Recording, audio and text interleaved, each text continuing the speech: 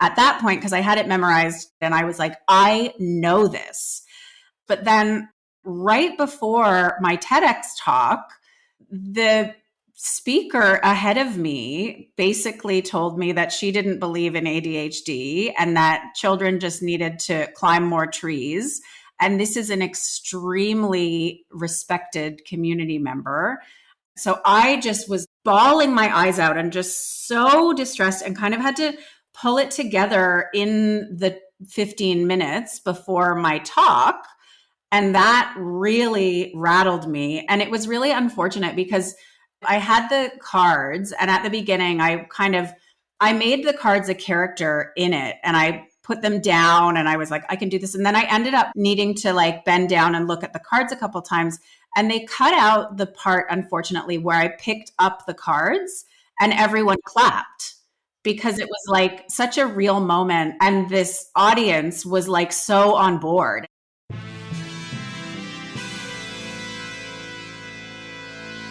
Thomas Edison, Richard Branson, John F. Kennedy, Mozart, Michael Jordan, Will Smith.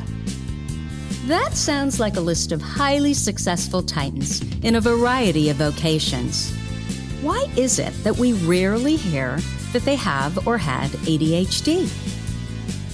And you know what we hear even less about?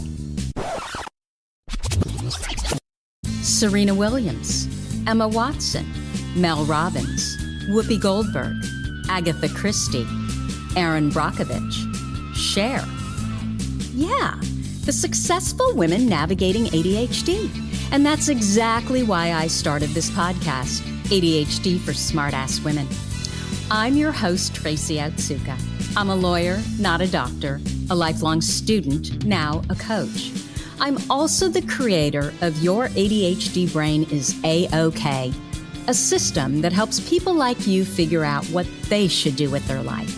And we're here today to talk ADHD, your strengths, your symptoms, your workarounds, and how you proudly stand out instead of trying to fit in. I credit my ADHD for some of my greatest gifts. And you know what? I spy a happier life for you too. So without further ado, a shiny new episode is starting now.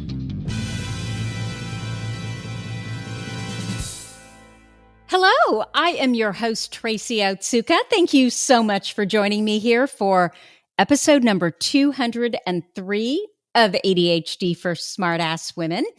I hope you'll subscribe to this podcast and our newsletter over at tracyotsuka.com.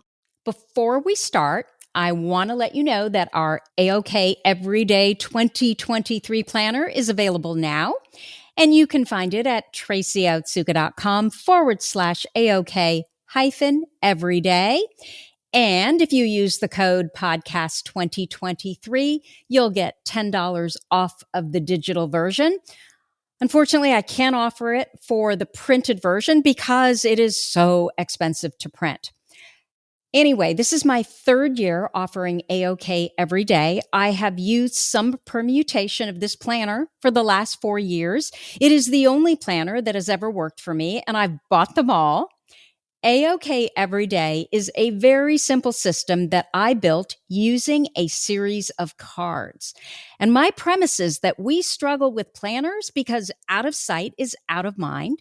And what do you have to do with a typical planner? You have to find the correct month, then you have to find the correct week, and then you have to find the correct day, right? And who has time for that? So what happens is we see it sitting on our desk, but we forget we even have a planner because it's just too much work. Hence, the series of cards that I built this planner around. AOK Every Day is also built around positive emotion. I simplify everything and show you how to finally make a planner work for your brain.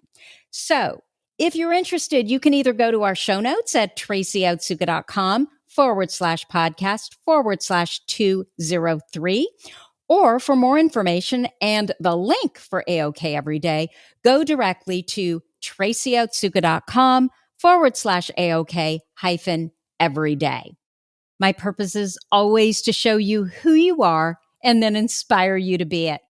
In the thousands of ADHD women that I've had the privilege of meeting, I've never met a one that wasn't truly brilliant at something, not one.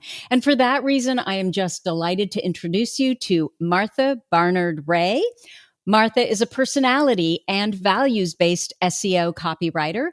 As CEO of everything at Word Candy, she helps businesses and agencies build seriously good client relationships with clever copy and content. Martha moonlights as a feminist scholar, a TEDx speaker, and sore loser of board games. Setting boundaries is her superpower. Her love language is Instagram Reels. Martha, did I get all that right? You did. My love for Instagram Reels is fading a little bit. So I was thinking, I might need to change that bio. But yes, it is all correct. Thank you so much for having me. Okay, so tell me first about the feminist scholar. I did. So I used to be a teacher, and I did my master's in education, and I did my thesis on high achieving female students and their relationship to their femininity from a post-structural feminist perspective. And what that means in English is sort of a study of how, even though sort of, high school students, year 12, I guess you call them seniors in America, students who are sort of high achieving girls are going outside the binary in terms of the types of things that they're studying, i.e., like there's less of an idea that like some subjects are girl subjects and some subjects are boy subjects. They're sort of not feeling the pressure in school to behave in a certain way because of their sex, but they still have these really strong ideas of like, and particularly where I live, a lot of the girls that I was interviewing grew up on farms. And so they're like, I want to be a doctor or I want to be a lawyer. And also I want to be a stay-at-home mother when I have kids one day, because I think that that's just the way that it should be, kind of thing. And so this was in 2014. A lot of the sort of language that the girls were using had sort of feminist undertones, but there was still that like, but I'm not a feminist sort of thing. And so, yeah, it was just really interesting to kind of understand, they feel the pressures of wanting to look a certain way, wanting to come across a certain way. And also they sort of almost don't realize, and of course they're only 16, 17, don't sort of realize that a lot of the pressures that they're feeling are put on them by like society or patriarchy or the expectations of what a girl should be like. Well, and then what's so silly about it too is, what is a feminist? A feminist is just a woman who believes that she should have equal opportunities, right? Exactly. I mean, And that's a dirty word. Yeah. And that, I always say that the word feminism needs a rebrand. And this was around the time, I'm sure you remember, when Beyonce did like a big concert, and behind her in lights was the word feminist.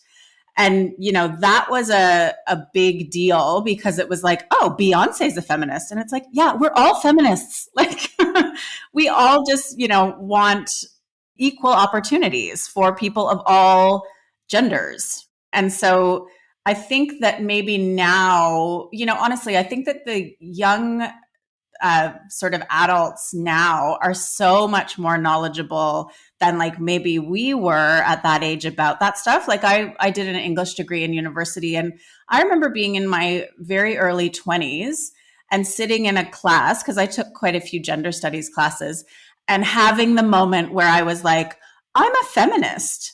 And then I like called my mom and I was like, Mom, I'm a feminist. And she's like, yeah, no kidding. Like, she's like, I know. But, so when I was sort of on one hand wanting to kind of be hard on these girls for not realizing, I do have that real memory of, I was raised by feminist parents, and it was just like, of course you're a feminist sort of thing. But I did have that moment where I was like, yeah, oh, that's what feminism is. I believe in that.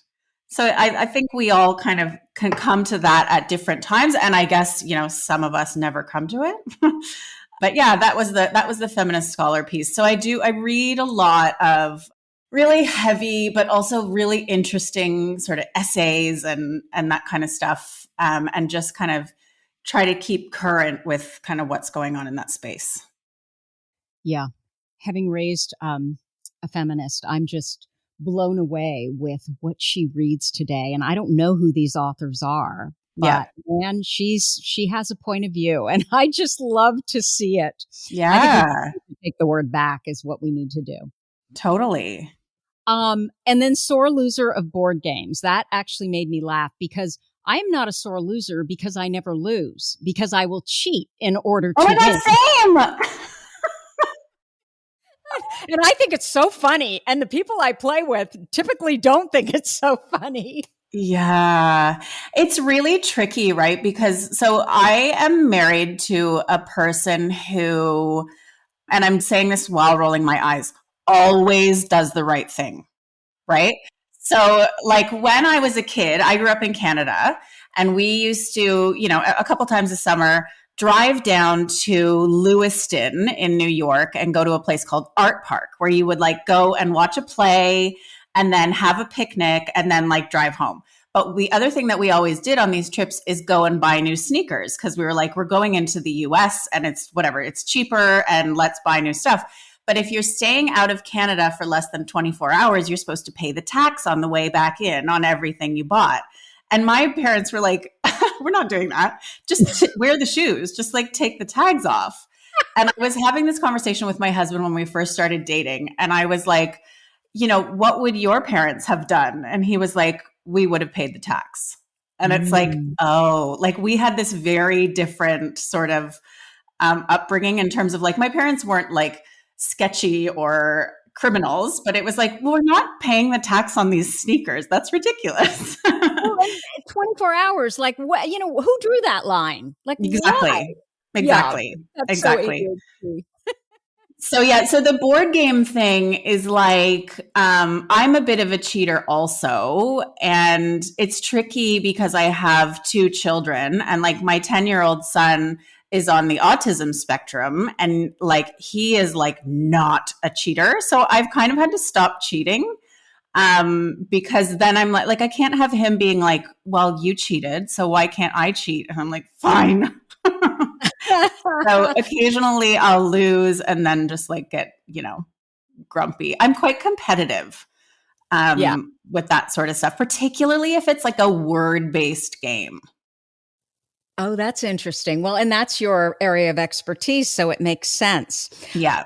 My theory is that I think that a lot of us cheat on stuff like this, like little stuff, not big stuff. I wouldn't cheat on big stuff, but the little stuff, because it's boring if we don't, right? Yes. So it's kind of like how you up the ante and you make it more fun is, yeah. And I outwardly cheat. So I don't really cheat behind the scenes. It's more just to get a rise out of people, I think.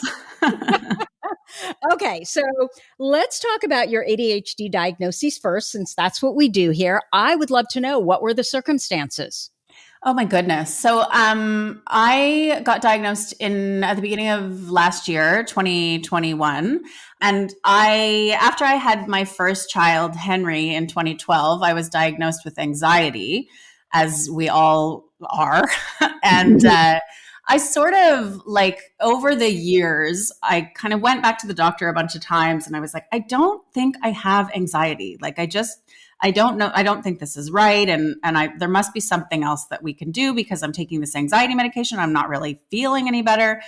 And like, the doctor, I saw lots of doctors about it, and they'd be like, have you tried yoga? And I'm like, have you tried shutting up? Like, it's just ridiculous. Yoga is not the answer.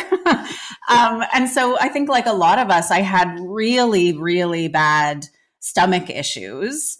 And I was diagnosed also with, I guess, IBS. And at the sort of end of 2020, like it was really a struggle. And it was like Christmas time, and I went to the doctor, and there weren't very many doctors on because it was Christmas. And the advice that this woman gave me was just like ridiculous. And I'm like, I'm not even a doctor, and I know that's idiotic. And I went to my best friend's house, and I was really distressed because I was just like, what am I going to do? Like I said to this woman, this is affecting my mental health. Like I'm crying. And she's just like, oh, just take like laxatives kind of thing. And it was ridiculous. And as it turned out, my friend's brother-in-law and sister-in-law were visiting, and he's a doctor and she is the pro vice chancellor of the University of Western Australia's medical department. And they were like, well, we're doctors. Like, I don't know, why don't you make an appointment with one of us? And so it's that piece of like, getting appropriate care just by fluke. And I managed to make an appointment with this doctor, and we had quite a long appointment because it was sort of like a friend situation. But he asked me about my stomach problems and about sort of the anxiety. And he was like, how does it feel? How does it present? And I said, I get really overwhelmed and overstimulated. And he said, oh, like, he goes, how do you go with grocery shopping? And I was like, I cannot do that. And just asked me like these really kind of, specific questions. And finally, after a few minutes, like this had literally never occurred to me. I was like, do you think I have ADHD or something? And he was like, well, I can't diagnose you, but like do this test. And then, I'm sure like a lot of us, I got like a really high score. And it was incredible because the minute he sort of said it, I was like, of course. But then, I started listening to your podcast and I got the recommendation for the book ADHD 2.0. And then I kind of was like, oh, this is ADHD. Like there would been all these things like about my life and things that I do and things that I did that I was like, do other people do this? I don't know. And it all, like I have highlighted so much of that book because so much of it resonated. So at that point I was like, oh, I for sure have this. And, luckily the doctor kind of knew which psychiatrist to refer me to that knew ADHD in women. And I was very, very lucky that, I had that doctor who cared and who knew about it and who, referred me to somebody who knew what they were talking about. And so I have had a reasonably quick diagnosis, reasonably and treatment. And then I think I did the TEDx talk, and that has really kind of opened up a lot of opportunities in terms of like speaking. And a couple of weeks ago, there was a big ADHD conference here in Western Australia, and they invited me to speak as like a real life, experience sort of thing, because all the rest of the speakers were academics and psychiatrists and stuff. And I found myself sitting like at the conference dinner the night before with like, the greatest minds in ADHD in the country. And I was able to say like, hey, can I ask you this question about my son? And I really recognize like, I have this opportunity now that so many people don't have. And so while I'm so grateful for that, and I have the opportunity to like say, hey, can I just ask if this treatment plan is something that you all would agree with? It's just not everyone's experience. And it's really hard to kind of come across so many people online who are like, I've been waiting years just to see a psychiatrist. So it's been a real eye opener for me. So once you knew it was ADHD and you had the benefit of hindsight, what are some of the traits or symptoms that you always wondered about, but now you recognize them as like, duh, that was ADHD? Yeah, well, I think a really big one is sort of looking for things. Also, the time blindness thing is a real big one for me. So like time blindness, and then also times just like change themselves in my head. Like, so, I will say I'm doing something every Tuesday at 3 for like 12 weeks. One Tuesday I'll just be like, oh no, that's at 2. Like, and it just like changes. And then I'm late. And then of course that gets into that thing of like, why can't I do this? Why does this keep happening? So that sort of thing. And then also just like the complete overwhelm of parenting and sort of working. So like before I was diagnosed with ADHD, I was a teacher, an English teacher, and where I live, I had to drive 70 kilometers to school every day, which is some other amount in miles, but it's a long time. And my husband is a community paramedic, so his job is kind of really all over the place. And just the like going to work, working all day, and then getting home and having to like cook And I just sort of one day was like, I don't think that this is supposed to be this hard. Mm. And that's when I kind of decided to start my business. And because I have ADHD, I was like, oh, I'll just do something else. And I did, and it's been great. But so that sort of like real struggle with that adulting, like I just would so often be like, why can people do this? Like, why? And then another big one is, when you're like cooking something and you say it comes in a packet and you look at the instructions and you're like, yep, got it. And you put them in the garbage. And then you have to take them out of the garbage like 4 times because you can't remember what you're supposed to do. So it's those kinds of things. But the one that really stood out to me was I used to lie a lot as a child. And I always, like as an adult, I've kind of looked back on that and gone like, why did I do that? I just didn't understand why. Like I would lie about things that I didn't need to lie about. And like later when I was a teenager, I would lie about where I was going, even though I wasn't like going anywhere, quote unquote, bad or unacceptable. And then when I read ADHD 2.0 and kind of understood that that's like impulsivity, it made a lot more sense. And it makes a lot more sense, like in terms of my youngest child, who is very impulsive and does lie, because it's that like magical thinking. I want this to be true. And so I say it. So that for me was actually the really biggest thing, because I was sort of like, am I a bad person? Like my parents didn't make it okay to lie. Like I just didn't understand why I did that. And so that was really helpful for me. Again, I think it's that board game philosophy though, as well, because I lied too as a child, but it was never about the big stuff. It was silly stuff. Like I would steal my mom's cat-eyed, ridiculous, oversized glasses, like for an adult with diamonds on the side, and I was in 2nd grade and I'd be, Mrs. Johnson, I got new glasses. And she must have looked at me and said, oh my God, no parent would buy that for their child. Do your parents hate you? Just silly things. Or, I remember my 4th grade teacher, Mrs. Wright, she had these colored pens that she would grade with. And I wanted to try them so badly, but I couldn't just go over there and say, can I try your pen? So when she wasn't there, I stole one of them.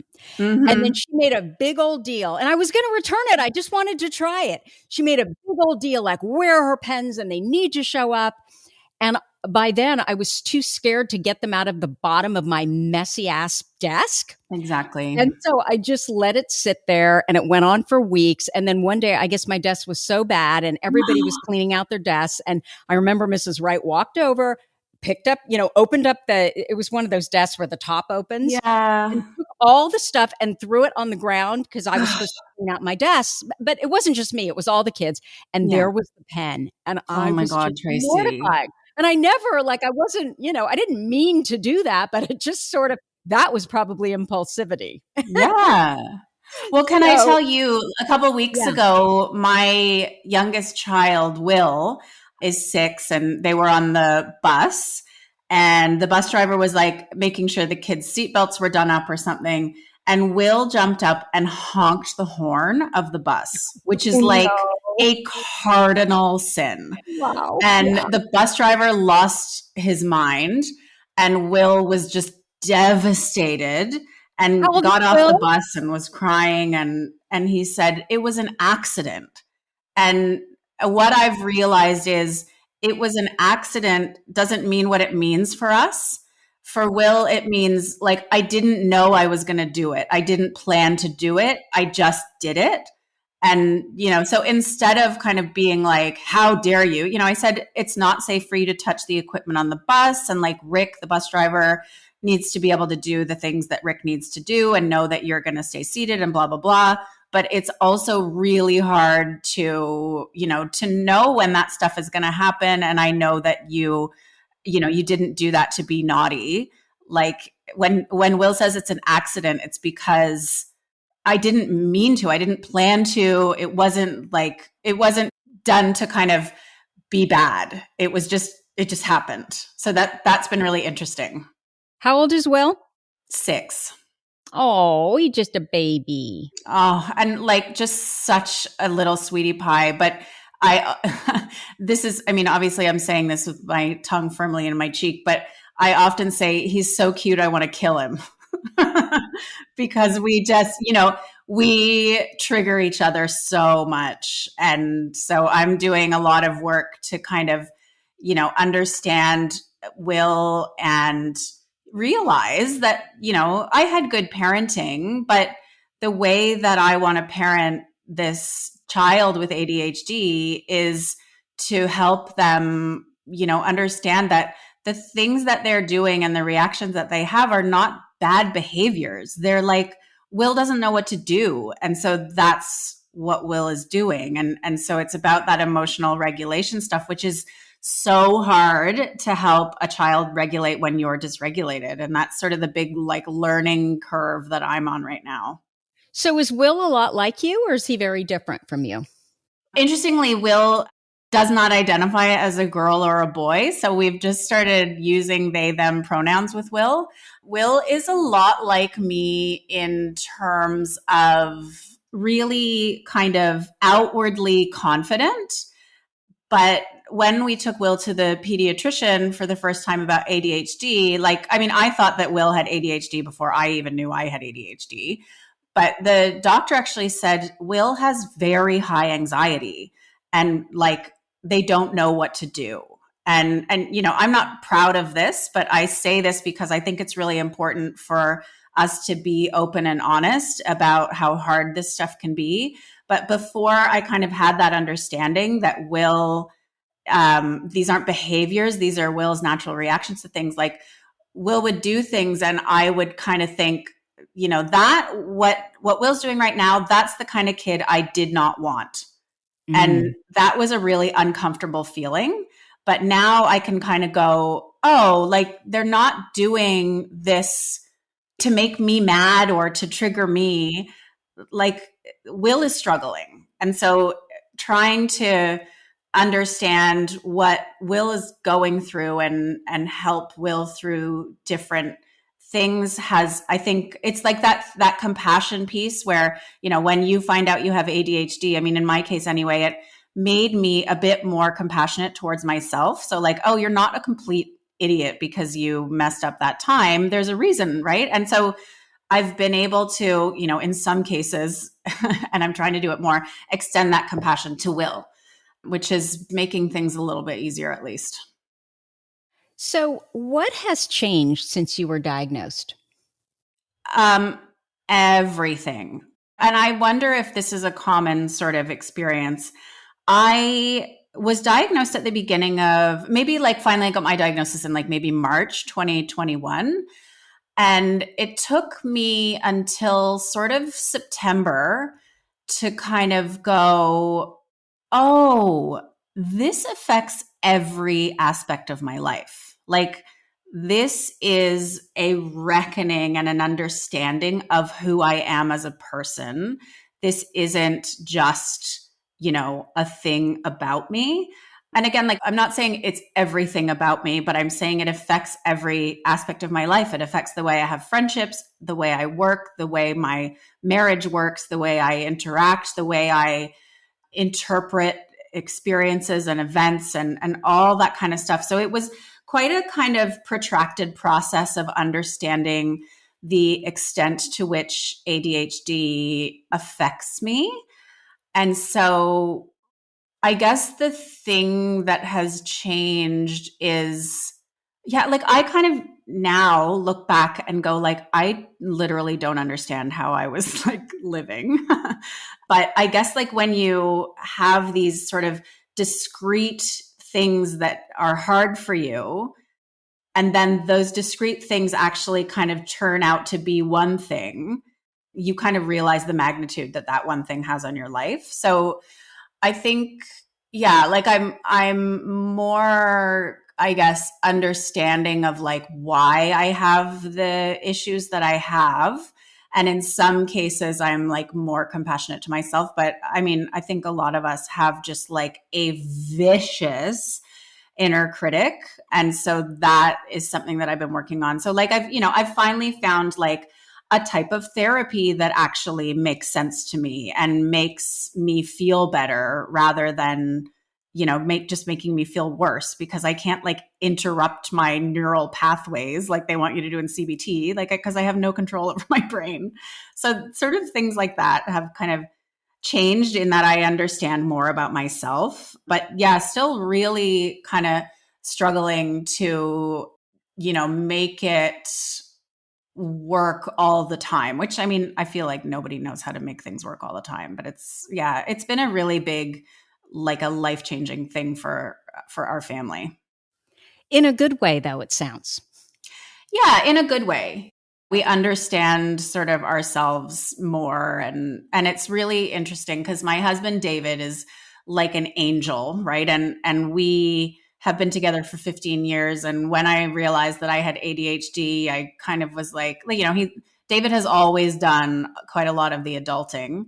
And I kind of, said, in a moment of whatever, do you feel like ripped off because I don't do a lot of this stuff? And he's like, Martha, like, I knew you when I married you. I married you. I love you. I never thought that you were automatically going to, become amazing at like grocery shopping and cooking and all those, things that quote unquote mothers or women are, meant to do. But we each kind of do the things that we're good at and We're supposed to do. Yes. And we have this understanding of like, it doesn't matter that David is the man and therefore he's the one who's supposed to do X, Y, and Z. And I'm the woman and I'm supposed to do this. Like, we just sort of do the things that we're each good at. And that there was never that expectation of like, Martha's going to do this, this, and this. Cause he was like, I knew that were never going to do that. So I was like, oh, phew. Right. So I suspect that the division of labor is actually fair. Yeah, it is. And like, if anything, it's like David does more of the sort of household stuff, but occasionally we have conversations where I'm like, I feel bad and about that. And he's like, but the things that you do, I'm very focused on like our kids and sort of their self-esteem and their comfort and their autonomy. And so I'm focused on sort of the language that we use with them and the type of parenting. Like, we each had very similar parenting, like lovely and engaged parents. But, there's still that thing of like, you should behave like this. This is what a kid should be doing. And so we're trying to kind of let go of some of that stuff and respect the children that we actually have. And so I do a lot of like the mental gymnastics around that stuff. And I do like more useful day-to-day things. But he's like, Martha, that is like more important than like going to get the groceries. And I'm like, yeah, I know. But like, if it wasn't for you, we would be like starving to death while we're like affirming our children. So we're both very important. Yeah, no, absolutely. Okay. So I know there's someone listening to this saying, you need to ask, what type of therapy did Martha do that actually works for her brain? So let us know what that is. Okay. So I have this friend who is just, we became friends sort of a year and a half ago. I'm actually sitting in her studio right now because I needed to get out of my own house because the kids haven't gone to school yet. And this woman is an incredible business strategist with this amazing work history. And she's also an artist and sort of she's a bit older than me and has had a lot of life experiences. And she was telling me about this therapy called IFS, Internal Family Systems. Have you heard of it? I have, but I don't know what it is. And it was something that literally I've only heard about within the last month. Yeah. Okay. So IFS, and like, it's really, I'm obviously not a professional and I can only kind of explain it the way that I understand it. And when you first start talking about it, it sounds a little bit like dissociative identity disorder. But the idea of IFS is that within the self, there are different parts. And those parts are kind of based on like experiences that you've had, right? So in the version of IFS that I'm doing with my therapist, there's like an attached part, and that's like a young child part that just really wants to love and connect, right? And then there's like this very strong fight part that is, always ready to like jump down someone's throat and defend somebody or kind of defend me, the self. And those different parts are kind of based in like, traumas or experiences that you've had as a kid. And so the idea of IFS is that as we've kind of gone through life and we've tried to manage the experiences that we've had, we have a feeling bubble up of like anger or the urge to fight. And we're like, we just need to ignore that. We need to just like let the feeling wash over us and ignore it, sort of thing. But what IFS does is, instead of doing that, you talk to those parts and you say like, look, say to the fight part, I understand that like you really want to defend me and you're really trying to protect like the other, sort of younger parts. And you work really hard to make sure that like nothing is unfair. And I appreciate that. So it's like validating those different parts of yourself rather than denying that they exist. And then it kind of gets to the point where like I had a really hard experience a couple weeks ago with a very, very close friend that, we've been friends for 15 years. And she broke up with me, essentially. And it was really devastating. And previously that would have turned into like this, huge deal. And it was a big deal to me. But because of IFS, what I was able to realize is like, oh, the part of me that's really hurt is like this attached part that wants to be loved and doesn't want to be rejected. And so I could like talk to her and be like, this is so hard. And it's really, when you feel misunderstood, it's really hard. But like, I'm here for you, the self, I am here and I'm looking out for you. You don't have to fix this. I am fixing it.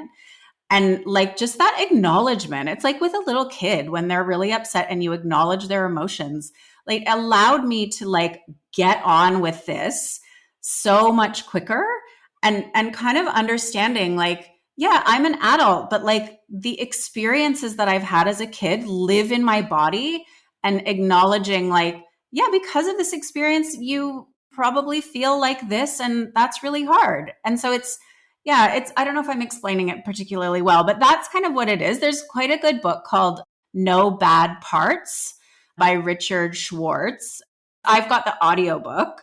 And like in every chapter, there's like a meditation that you can do. And it's just kind of like, it gets you into the understanding of like how it works. And that has been useful, but it's been really helpful. And then the other thing that this therapist did is something called depth therapy, which is based in EMDR, which is that EMDR is kind of the idea of stimulating either side of your brain to allow you to process sort of memories and experiences. EMDR can be done sort of if you're in therapy, like by moving your eyes back and forth.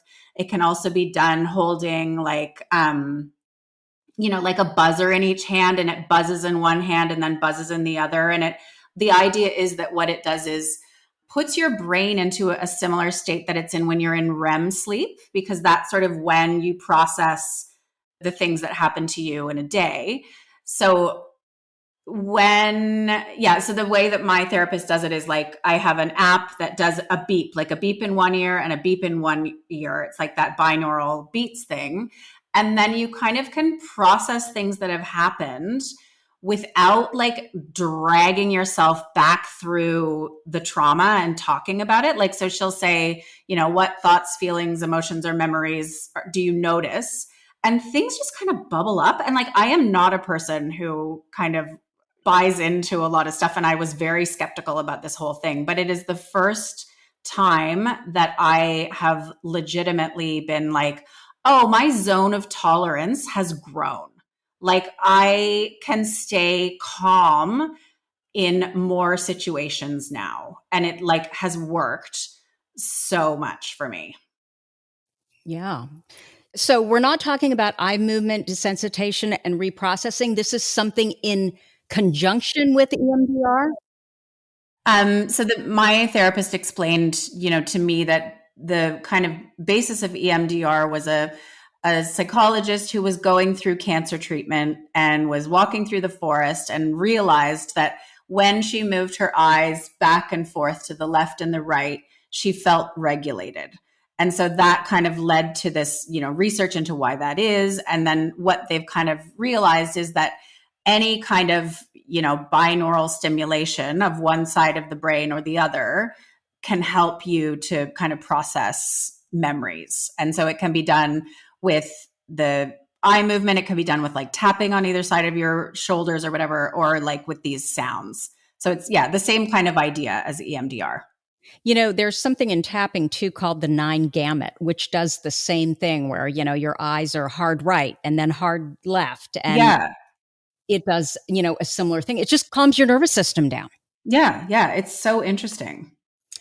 Okay. Well, I know that not everybody, but I know that there were going to be listeners who were thinking, okay, what is it? What is it that finally has worked for Martha? So thank you for sharing that. Okay. So I want to talk about your TED Talk.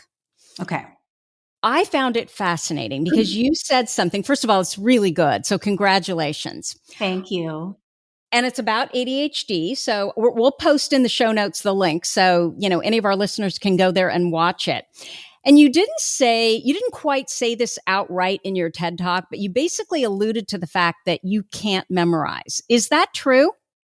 No. So I was worried about memorizing it, and because it was like 18 minutes or something. Mm-hmm. And I did memorize it.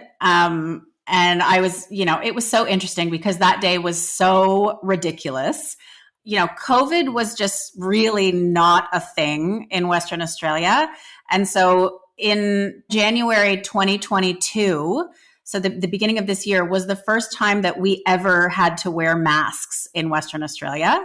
Like it just wasn't a thing here. And we've been so lucky.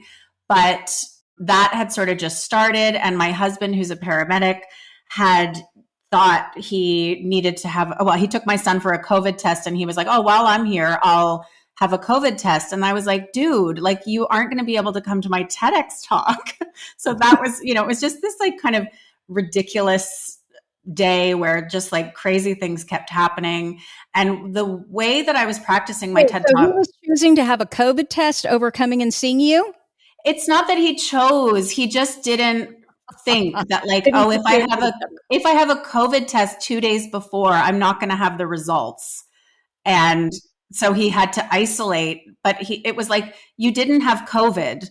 And like, he thought my son might have COVID. And then because he was there, he did a test. Wow. And because he'd done a test, he couldn't come. And because he always does the right thing to the point that it's super annoying. That was just another one of the, experiences of that happening. But I was practicing my TEDx talk at that point because I had it memorized like driving. And so I did a big loop and I drove around and practiced it. And I was like, I know this. And then I had the sort of at the beginning of the TEDx talk, I refer to like when I asked this ADHD Facebook group, how can I memorize this? And people were like, well, actually, like memorization is ableist. And I thought, oh, that's a kind of a good way into it. But so I did have it memorized. But then right before my TEDx talk, the speaker ahead of me basically told me that she didn't believe in ADHD and that children just needed to climb more trees.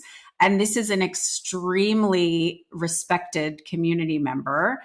And really just kept digging herself deeper into this whole, the medications they give kids are horrible. And this is right before. And so I just was like, oh my God. And I was bawling my eyes out and just so distressed and kind of had to pull it together in the 15 minutes before my talk and then go out there and do it. And that really rattled me. And it was really unfortunate because I had the cards, and at the beginning, I made the cards a character in it and I put them down and I was like, I can do this. And then I ended up kind of needing to like bend down and look at the cards a couple times.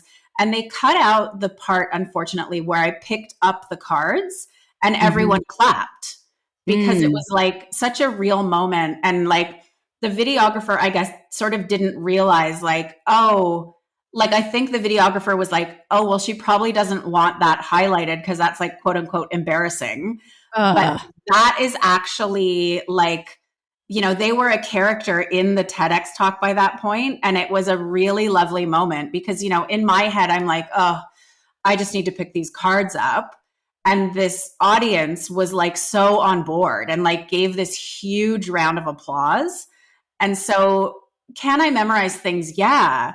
But then it was just really derailed by this like really shitty, sorry for swearing, I don't know if we're allowed to, experience of someone saying to me right before, like, oh, that thing you're talking about doesn't exist. And that is what kind of really rattled me. And then but in a way that made the talk more effective because I was extremely emotional about it. Well, and I loved that you called her out. Yeah. So she must have been there listening to this. Yep. Yep. And so it was like, those times where like, you're like, oh, I wish I had said this. It was the time when I literally had been practicing my response to that question for months and I got to say it into a microphone. So it was really good in that sense. And I was glad, obviously, that I, went ahead with it. But there were moments in that time when I'm trying to organize myself and feel better that I was like, I don't know if I could do this. Like, I don't know if I can go out there and do this. It was really, really hard for me to understand how a person who, like, she was doing a TEDx talk on how we have to honor each other's stories and honor each other's truths.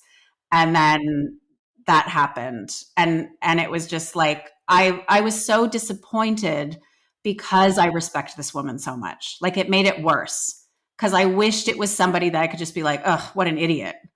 But it wasn't.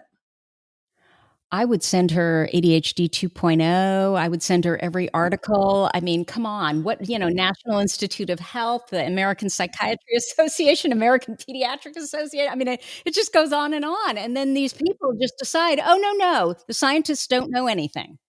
You know what I loved about your TED Talk, though, is that the way you started it.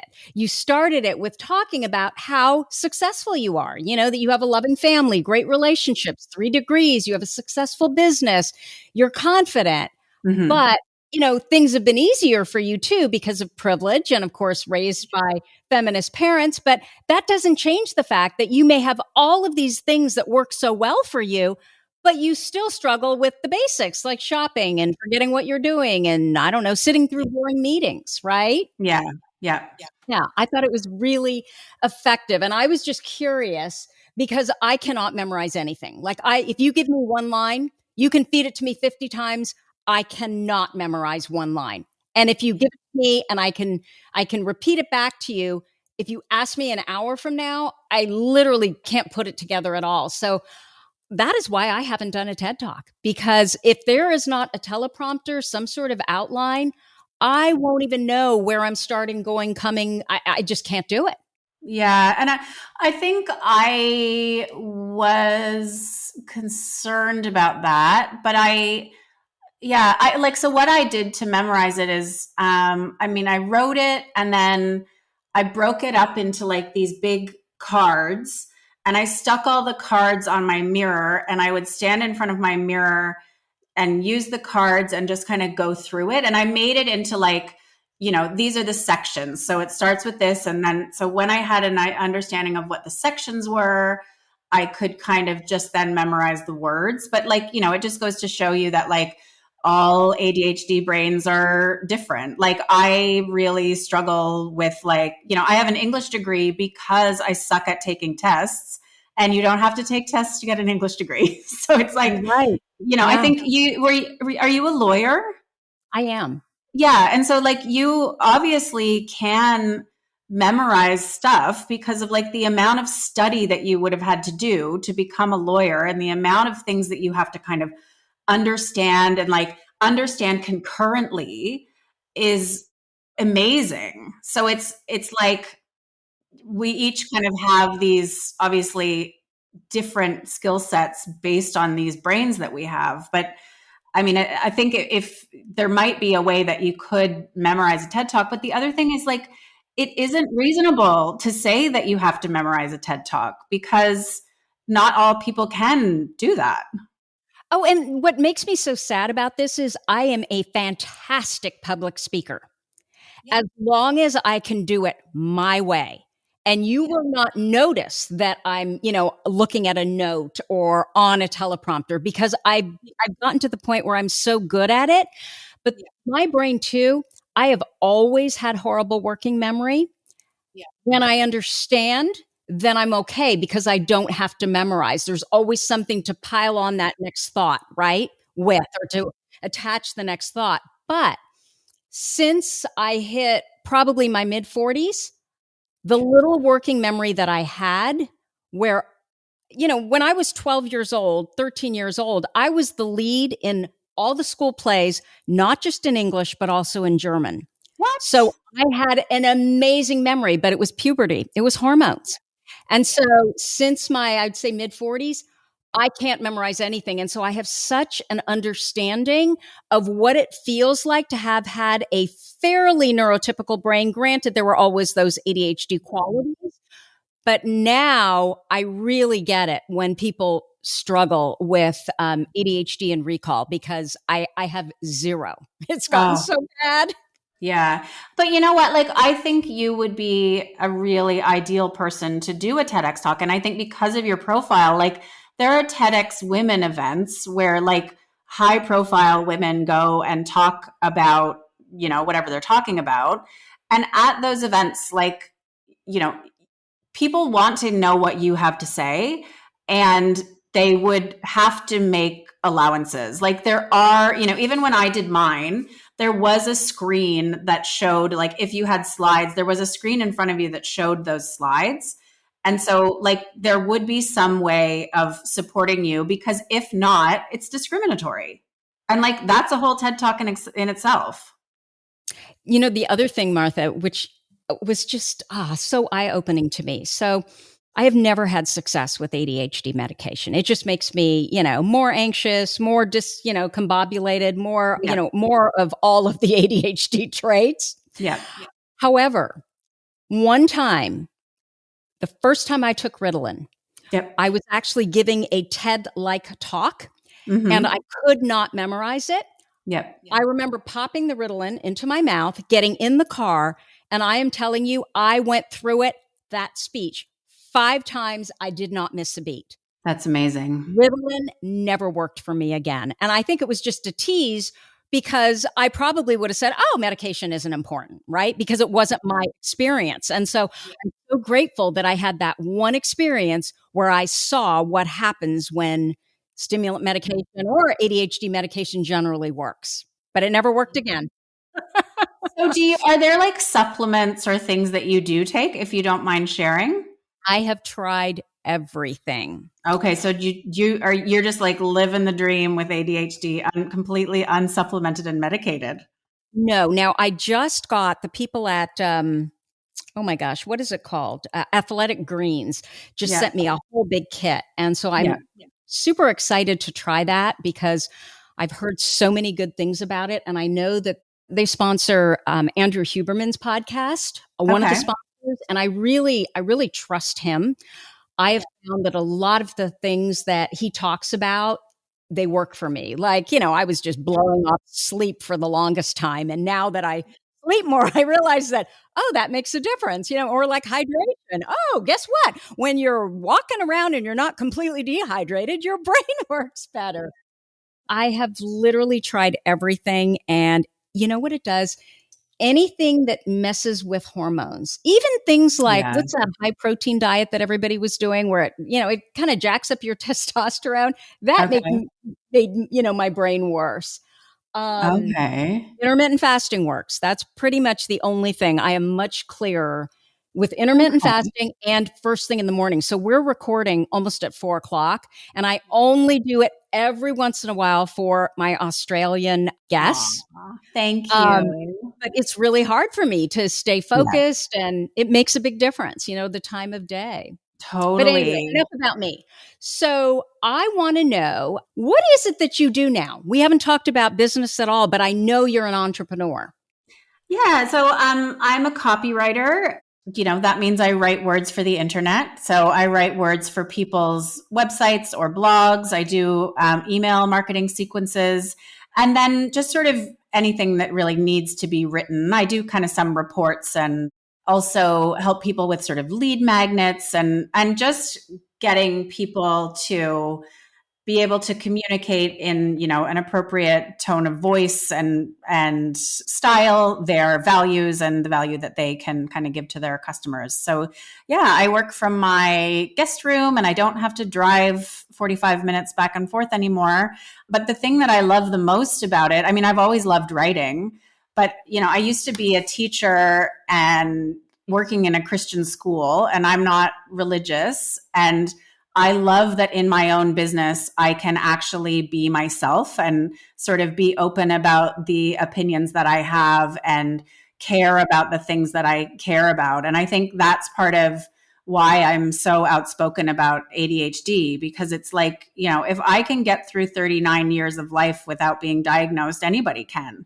Yeah. And I think that, like, even doing the TEDx talk, I get emails from people every day, like women all over the world who are like, oh my God, like I've never felt like understood in this way, and sort of thank you. So it makes me feel like, the things that are kind of really tricky do have, I don't know, can have a positive outcome, I guess. But yeah, that what I do is just work with clients and help them to communicate clearly and with personality.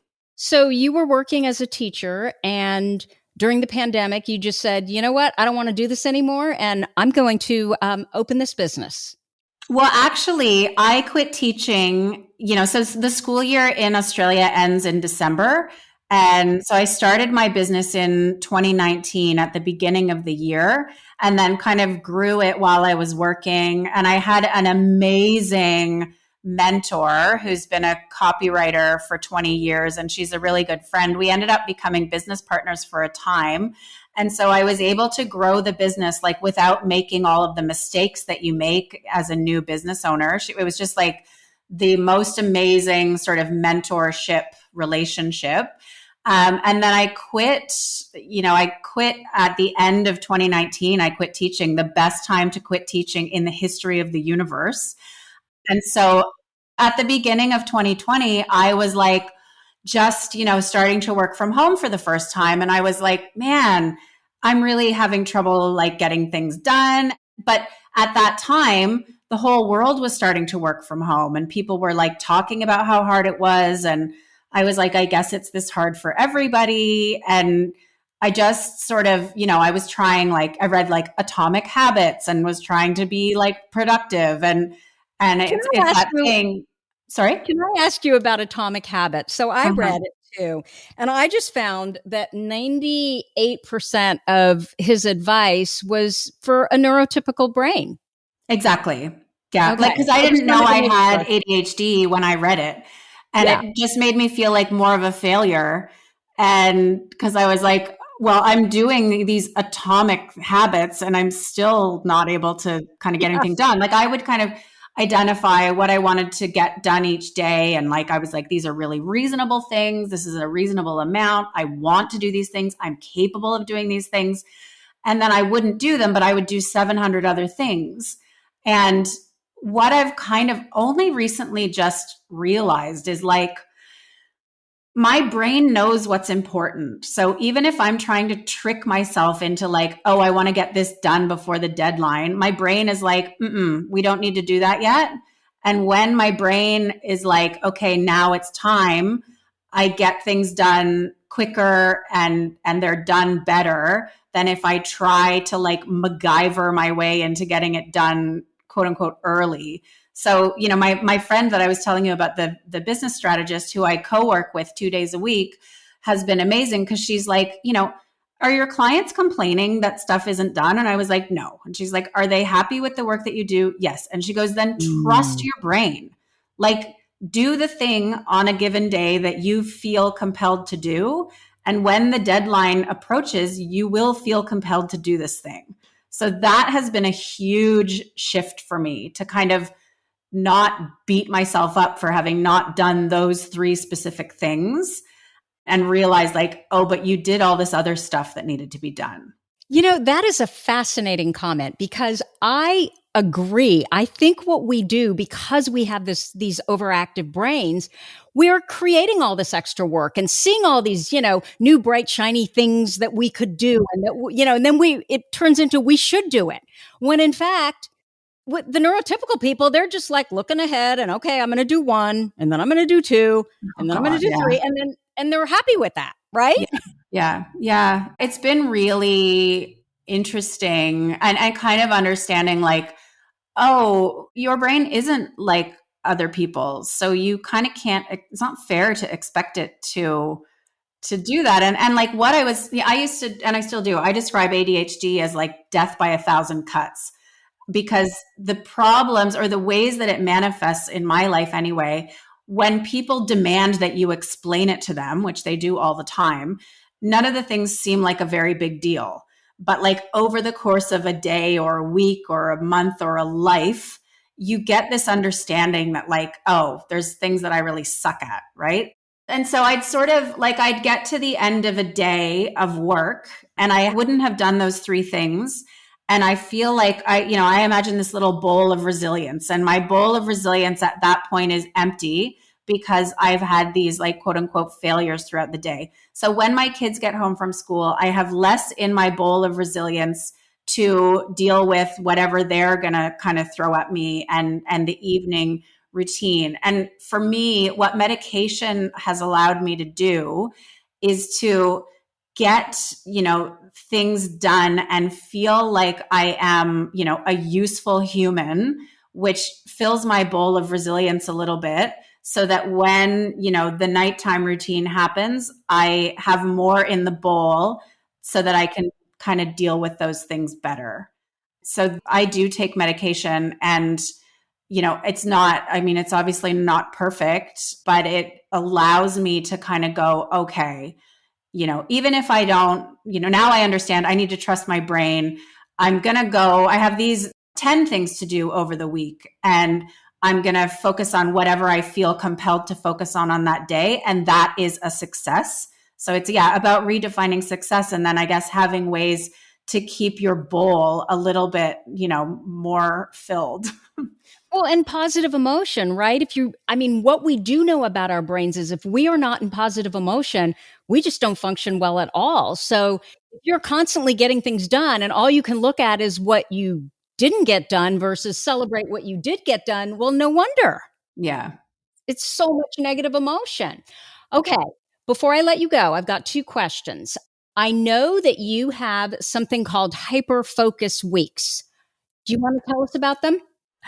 Yeah, so this is kind of another way that I have, started to understand my brain more. The copywriting process, generally, if somebody hires me, we kind of we have a meeting, we have a brief, they tell me all the things I need to know about their business. And then over the course of a couple of weeks, I write, the copy, I send them the version, they give me the changes, and it takes ages. And I realized that actually is not the best way for me to work. So I've come up with a service where the client gets the final result quicker, and I get to work in a way that works for me. So that's what hyperfocus weeks are. So I do them mostly for email sequences. If people are, they have a community and they want like a welcome sequence for new subscribers, or like a launch sequence for a new product, or, even just nurture sequences for their current subscribers. We kind of talk about, what are your goals for this sequence? And that happens, we do sort of a brief, say on a Thursday, then the hyperfocus week starts the following Tuesday. And I write the copy, I get it, professionally proofread, I get it all happening with the strategy, and then they get the final product, the following Tuesday. So that hyperfocus has like these huge benefits for the client, because most people, I'm sure you don't do this with your copywriters, Tracy, but people do not leave enough time to engage with a copywriter, right? They're like, No, I I never need do this that, in ever. 2 weeks. And I'm like, well, I'm booked out for 6 weeks. So sorry. But this kind of allows people to get their copy quicker and allows me to work in a way that, there's dopamine because it's like, there is a deadline and I need to get this done. And it's just so I'm working on one this week actually. And it's just like, it's really working for me. So yeah, that's my sort of new service. My website is wordcandy.com.au. And there's a banner at the top of the website that does take you straight to that service. But yeah, it's been a really cool kind of process to set that new service up. And I actually sort of have engaged with other service providers to help me to do, I didn't have time to write my own copy for that sales page. And so it's like, what I did was experience someone else's premium service. And that kind of helped me to kind of understand how I wanted to shape mine. So it's been really cool. I've been doing them probably, I don't know, for a few months or something. And it's really working for me. So I'm hoping to kind of change the way my business works to sort of get most of my income from those hyper-focused weeks. And yeah, that sort of has benefits for me and the client. Because you're not constantly transitioning from this to that, which, we can't do that well. No. And the difficult thing too is so say if I send you your copy deck and, everyone has lots of stuff on and lots of stuff to do, and that, getting feedback back to me just isn't a priority sometimes. And so I find it really hard as a freelance writer to, understand, when am I booked until, right? Because now I have this system that allows me to do that, but it gets really hijacked because I can't control how quickly other people respond, right? So this kind of eliminates that problem because it's this is the amount of time, and it just makes it really clear. It makes so much sense. And you're basically building a system that works for your brain. Yeah. It's that thing of sort of, I want people to understand that ADHD is a part of me and I can use it, I can use these powers such as they are for good. And also that, I know a lot of people that sort of work in corporate or, even in schools are sort of reluctant to talk about their ADHD. And I think, the more that I can kind of say about it, the more people will understand and they can go, oh, I want to work with her because she does those hyper-focus weeks, because she can work in that way. That's a feature, not a bug. Right. Okay. So what is your number one ADHD workaround? Oh, God. Well, I mean, I always come up with them and then forget them. But I guess my number one ADHD workaround is that thing of, trying to systematize things, have an understanding of what's coming up, and then trust what my brain wants to work on. I think that's a great one. So, Martha, where can people find you if they want to know more about you and what you do? So my website is www.wordcandy.com.au. I'm also on LinkedIn, just at Martha Barnard-Rae. And I'm on Instagram at wordcandycoms. And yeah, I love getting messages and especially working with, entrepreneurs that have ADHD. I really kind of get a buzz out of that because we really understand each other and it makes it really fun. Yeah. I can see why. Well, Martha, thank you so much for spending time with us here today. I totally appreciate it. Thank you so much for having me. I'm a little bit starstruck, actually, Tracy. So I really appreciate it. And sometimes when you're sitting in the far southwest corner of Western Australia, you think, does any of this matter? And so to be on this podcast with you is just a real thrill for me. Oh, well, thank you so much. I appreciate you. I appreciate you too. Have a great weekend. One final reminder, if you struggle with planners, I have created a planner just for the ADHD brain, for my ADHD brain, for your ADHD brain. It is simple, straightforward, and easy in and easy out so you're actually going to use it, you can find the link on our show notes for AOK Every Day at tracyotsuka.com/podcast/203. Or you can go directly to tracyotsuka.com/AOK-everyday. And don't forget to use the code podcast2023 to receive $10 off the digital version. So that's what I have for you for this week. If you like this episode with Martha, please let us know by leaving a review. Our goal is to change the conversation around ADHD, helping as many women as we possibly can learn how their ADHD brains work so that they too may discover their amazing strengths. As always, you're listening to ADHD for Smartass Women. Come join me over at tracyotsuka.com. Thank you so much for listening, and I'll see you here next week. You've been listening to the ADHD for Smartass Women podcast. I'm your host, Tracy Otsuka, and we're available on iTunes, Stitcher, Spotify, and Google Podcasts. Not coincidentally, ADHD for Smartass Women, it's also the name of our free Facebook group. We're a totally smartass community of successful, ambitious women who share our ADHD wins, questions, and workarounds. Join us at tracyotsuka.com, where you can also find more information on our Your ADHD Brain is A-OK system. I spy a happier life for us, and I'll see you again next week.